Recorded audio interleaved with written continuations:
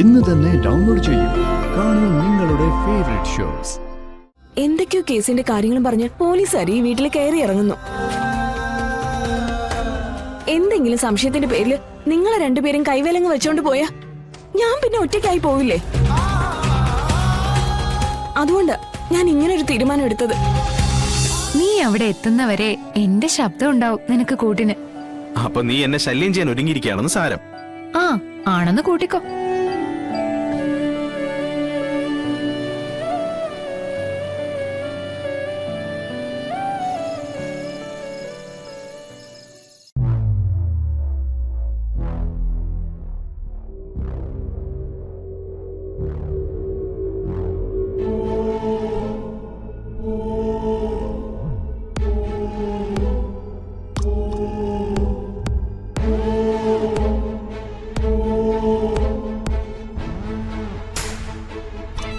അമ്മേ,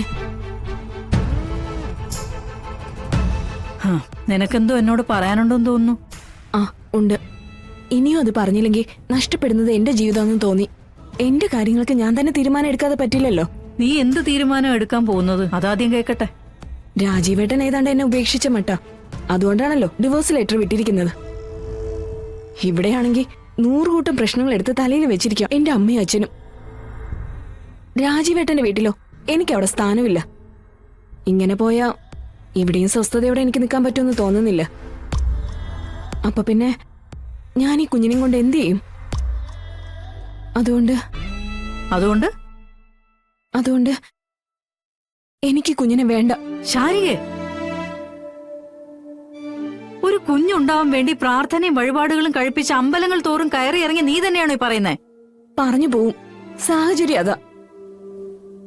ഞാൻ തന്നെ ഇവിടെ കഴിയുന്നത് അച്ഛന്റെ അമ്മയുടെ കാരുണ്യത്തിലാ. ആ കാരുണ്യം നിങ്ങൾക്ക് എത്ര നാൾ എനിക്ക് തരാൻ പറ്റും? ഞങ്ങൾ ഈ വീട്ടിലുള്ളിടത്തോളം കാലം നിനക്കും നിന്റെ കൊച്ചിനും ഒരു കുറവും ഞങ്ങൾ വരുത്തില്ല. ഇപ്പോഴത്തെ ഈ സാഹചര്യം വെച്ച് ഈ വീട്ടിൽ നിങ്ങൾ എത്ര നാൾ കാണുമെന്ന് ഉറപ്പിച്ച് പറയാൻ പറ്റോ? മോളെ, നീ എന്തൊക്കെയാ പറയുന്നേ? കുറച്ച് ദിവസം കൊണ്ട് ഞാൻ മനസ്സിലാക്കിയ കാര്യങ്ങൾ ഇതൊക്കെ. പ്രസവിച്ചാൽ മാത്രം പോരല്ലോ അമ്മേ, ഇതിനെ ഞാൻ വളർത്തണ്ടേ? പറയമ്മേ. ഒരു സഹായവും ഇല്ലാതെ എന്നെ കൊണ്ട് ഒറ്റയ്ക്കൊന്നും ആവില്ലല്ലോ. ആര് പറഞ്ഞ ആവില്ലെന്ന്? നിനക്കറിയാവോ, ഞാൻ നിങ്ങളെ 3 മക്കളെയും വളർത്തിയത് ഒരാളുടെ സഹായം ഇല്ലാതെയാ. പലപ്പോഴും ജീവിത സാഹചര്യങ്ങളുമായി പടപൊരുതുമ്പോ കണ്ണിൽ നിന്നും കണ്ണീരൊന്നും അല്ല വന്നോണ്ടിരുന്നത്, ചോര തന്നെയാ. അവിടെ നിന്നൊക്കെ എനിക്ക് നീന്തി കയറി വരാമെങ്കിൽ നിനക്കൊരു കൊച്ചിനെ വളർത്താനാണോ പ്രയാസം? എടി മോളെ, നീ ഇങ്ങനെയൊന്നും ചിന്തിക്കാനേ പാടില്ലായിരുന്നു. ശാരികേ, നിങ്ങൾ പറയുന്ന എല്ലാം ഞാൻ കേട്ടില്ലെങ്കിലും ഏറെക്കുറെ കേട്ടത് വെച്ചിട്ട് ഞാനൊരു കാര്യം പറയാം. കണ്ടുപഠിക്കാനും മാതൃകയാക്കി ജീവിതം മുന്നോട്ട് കൊണ്ടുപോകാനും ഏറ്റവും നല്ല ഉദാഹരണം നിന്റെ അമ്മയല്ലേ? ഞാനില്ലാഞ്ഞിട്ട് പോലും ഒരല്ലലും ഇല്ലാതെ നിങ്ങൾ 3 പേരെയും വളർത്തി. അവൾക്കൊപ്പമല്ല, അവൾക്ക് മേലെ അവൾ നിങ്ങളെ വളർത്തിയത്. ദൈവത്തിന്റെ കാരുണ്യമാണ് കുട്ടികൾ. കുട്ടികളില്ലാത്ത വീടാണോ മോളെ? എത്രയോ പെൺകുട്ടികൾ ഈ ഒരു ഭാഗ്യത്തിനായി കൊതിക്കുന്നു എന്നറിയോ? അതുകൊണ്ട് അങ്ങനെ കടുപ്പിച്ചുള്ള തീരുമാനമൊന്നും എടുക്കണ്ട. അച്ഛൻ എന്തൊക്കെ പറഞ്ഞാലും ശരി, എനിക്ക് എന്റേതായ നിലപാടുണ്ട്. ഞാൻ ഒരിക്കലും ശാരദയല്ല, ശാരദ ആകാനും പറ്റില്ല. എന്നെ സംബന്ധിച്ചിടത്തോളം എനിക്ക് ജീവിക്കണം. ഈ ഒരു അവസ്ഥയില് എനിക്ക് കുഞ്ഞിനെ കൂട്ടത്തിൽ കൂട്ടാൻ പറ്റില്ല. എനിക്കത് പിന്നീടൊരു ബാധ്യതയാവും. എടി നിക്ക്, ദൈവത്തെ മറന്ന് സംസാരിക്കല്ലേ. ഈ കുഞ്ഞിന്റെ കണ്ണും മൂക്കും പോലും കാണാതെയാണ് അതിനെ വലിയൊരു ബാധ്യതയാക്കി മാറ്റുന്നത്. ഭാവിയിൽ ഈ പറഞ്ഞതിനെല്ലാം ഈശ്വരന്റെ കോടതിയിൽ വിചാരണ ഉണ്ടാവുകയെ. അവിടെ നിന്ന് അങ്ങനെ ആർക്കും പെട്ടെന്നൊന്നും ഓടി ഒളിക്കാനൊന്നും പറ്റില്ല. ശാരദേ, നമുക്ക് നമ്മുടെ മക്കളെ സ്നേഹിക്കാനേ പറ്റൂ, അല്ലാതെ ചങ്ക് പറിച്ച് കാണിക്കാൻ പറ്റില്ല. കാണിച്ചാലും ഇവരത് കണ്ടില്ല എന്നടിക്കും. മോളെ, കുഞ്ഞ് ജനിക്കട്ടെ, ഞങ്ങൾ അതിനെ പൊന്നുപോലെ നോക്കും. ഞങ്ങളുടെ ശരീരത്തിൽ ജീവനുള്ളിടത്തോളം കാലം കുഞ്ഞിനെയും തള്ളയും പട്ടിണി കിടാതെ ഞങ്ങൾ നോക്കിക്കോളാം. ആ ഒരു ഉറപ്പ് എന്റെ മോക്ക് കിട്ടിയാൽ മതിയോ? ഞാൻ നേരത്തെ അമ്മയോട് ചോദിച്ച സംശയം അച്ഛനോട് ചോദിക്കട്ടെ. എന്തൊക്കെയോ കേസിന്റെ കാര്യങ്ങളും പറഞ്ഞ് പോലീസുകാർ ഈ വീട്ടിൽ കയറി ഇറങ്ങുന്നു. എന്തെങ്കിലും സംശയത്തിന്റെ പേരിൽ നിങ്ങളെ രണ്ടുപേരും കൈവേലങ്ങ് വെച്ചോണ്ട് പോയാ ഞാൻ പിന്നെ ഒറ്റയ്ക്കായി പോവില്ലേ? അതുകൊണ്ട് ഞാൻ ഇങ്ങനൊരു തീരുമാനം എടുത്തത്. കാര്യങ്ങൾ അപ്പപ്പോ പറഞ്ഞു പോയാ പിന്നീട് ദുഃഖിക്കേണ്ട കാര്യമില്ലല്ലോ.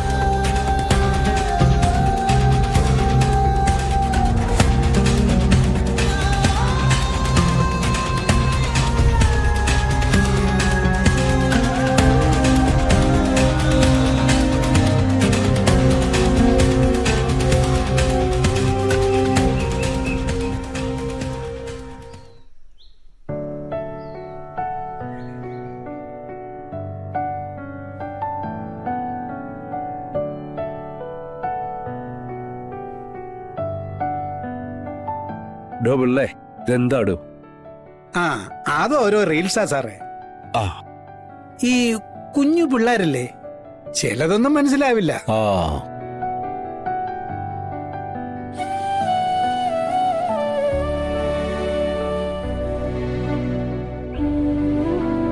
ഏയ്, രണ്ടെണ്ണം ഭയങ്കര പഠിപ്പിലാണല്ലോ. എടാ, ആ ലോറൻസിന് പൈസ കിട്ടിയായിരുന്നോടാ? ആ, അതല്ലേ ഇന്നലെ കൊണ്ടുവന്നു വന്നേ.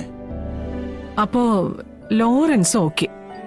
ഇനിയുള്ളത് ആ വഹാബ് തന്നിട്ടില്ല. ആ, എന്നാ പിന്നെ അവന്റെ തുണിക്കട വരെ നീ ഒന്ന് പോണം.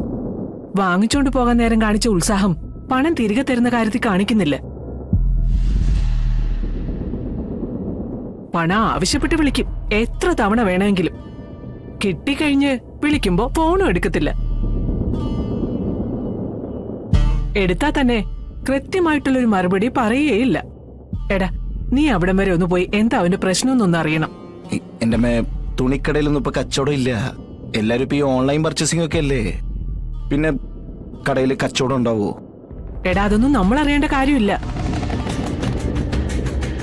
കച്ചവടം ഉണ്ടാക്കേണ്ടതും അതിൽ നിന്ന് ലാഭം ഉണ്ടാക്കേണ്ടതും എല്ലാം അവരുടെ കാര്യങ്ങളാ. നമുക്ക് നമ്മളോട് വാങ്ങിച്ച പണത്തിന്റെ പലിശ വേണം, അത്രേ ഉള്ളൂ. എന്റെ അമ്മ, കച്ചവടം ഉണ്ടെങ്കിലല്ലേ ഈ പറഞ്ഞൊക്കെ നടക്കൂ. ആ, ഞാൻ എന്തായാലും ചെന്നുകൊണ്ട് സംസാരിച്ചു നോക്കാം. കിട്ടുകയും മേടിച്ചോണ്ടിരാം. അതെ, നീ എന്നാ അച്ഛൻ പട്ടത്തിന് ചേർന്നത്? ഇതുവരെ നീ ഇങ്ങനെയൊന്നും സംസാരിച്ചിട്ടില്ലല്ലോ. എടാ, നമ്മുടെ പണിക്ക് പണം തന്നെ വരണം, എന്നാലേ പണം ഉണ്ടാക്കാൻ പറ്റൂ. അല്ലാതെ ഒരാളുടെ സങ്കടവും ദുഃഖമൊന്നും നമ്മൾ എടുക്കേണ്ട ആവശ്യമില്ല. എടാ വിഷ്ണു, ഇന്ന് വൈകിട്ട് നീ വരുമ്പോ നിന്റെ കയ്യിൽ വഹാബിന്റെ പലിശക്കാശ് ഉണ്ടായിരിക്കണം. മറ്റൊരു കഥ എനിക്ക് കേൾക്കണ്ട.